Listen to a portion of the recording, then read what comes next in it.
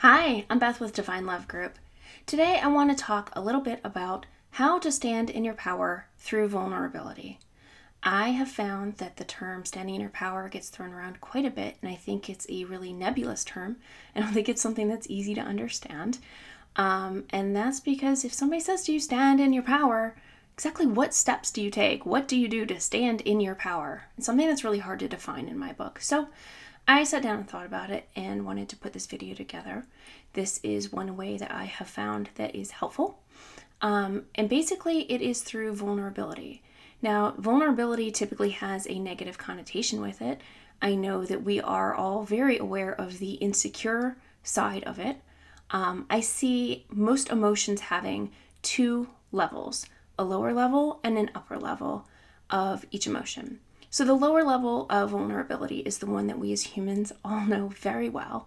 It's uncomfortable, it's raw, and it feels kind of downright terrible, to be honest. It's basically the equivalent of the quintessential dream that people have when they show up to school on the first day and they find out that they're standing in front of a class and they have forgotten to put any clothes on, right? So it's just that exposed, raw feeling of insecurity. So on the flip side, the high side of vulnerability is coupled with security.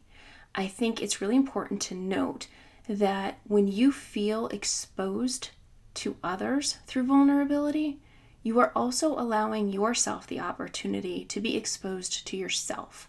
And I know that sounds a little bit weird. We all think that we know ourselves, but I don't think that that's true. I think that we can all get to know ourselves quite well.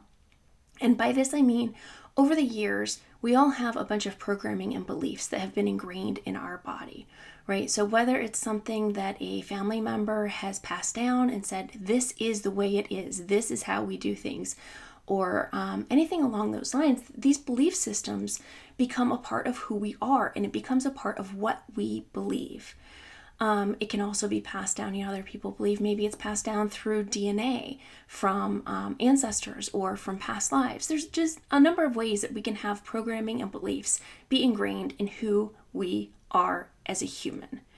To be authentically you and stand in your power, that requires stripping these layers away and finding out who you genuinely are without these programmed beliefs that don't come from you.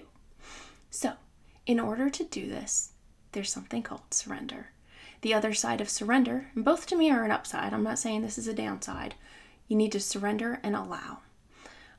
Refusing to let go and hold on to control of things is probably one of the greatest states of lack that I can see people put themselves in. It's a really difficult place to be.